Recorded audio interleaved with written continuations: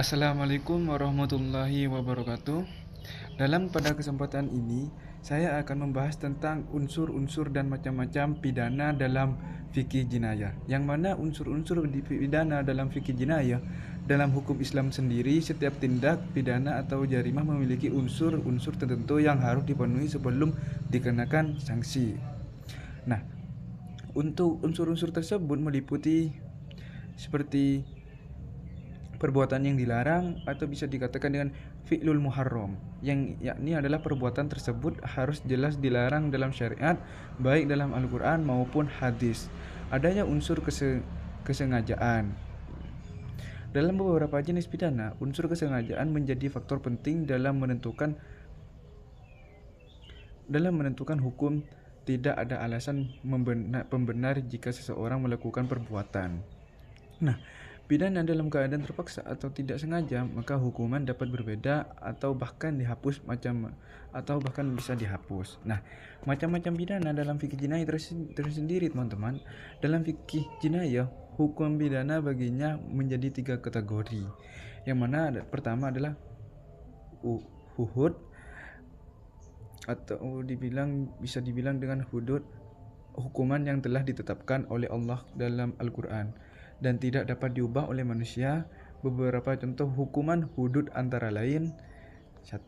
Zina, yang mana hukumannya bisa dicambuk 100 kali, untuk yang belum menikah dirajam bagi yang sudah menikah. Selanjutnya pencurian, atau bisa dibilang dengan syarikoh. Nah, hukumannya yang tersendiri adalah potong tangan jika memenuhi syarat tertentu. Nah, selanjutnya qadzaf, atau menuduh zina tanpa bukti. Hukumannya bisa dicambuk 80 kali. Selanjutnya minum khamr, hukumannya dicambuk 40 atau 80 kali. Selanjutnya murtad, hukuman mati jika tidak bertaubat.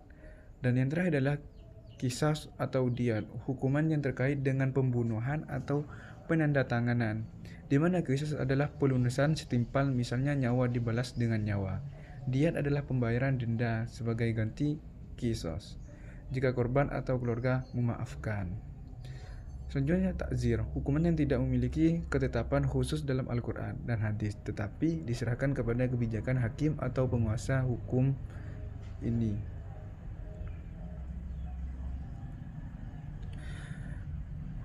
Pada intinya, fikih jinayah dalam Islam mengatur hukum pidana secara rinci dengan tujuan menjaga keadilan dan mencegah kejahatan. Unsur-unsur pidana harus dipenuhi sebelum hukuman dijatuhkan, dan jenis hukuman dibagi menjadi hudud, qisas atau diyat, dan ta'zir sesuai dengan tingkat kejahatan yang dilakukan oleh individu tersebut. Nah, oke teman-teman, demikian penjelasan tentang unsur-unsur dan macam-macam pidana dalam fikih jinayah. Saya Syamsul Arifin amit mundur diri. Wassalamualaikum warahmatullahi wabarakatuh.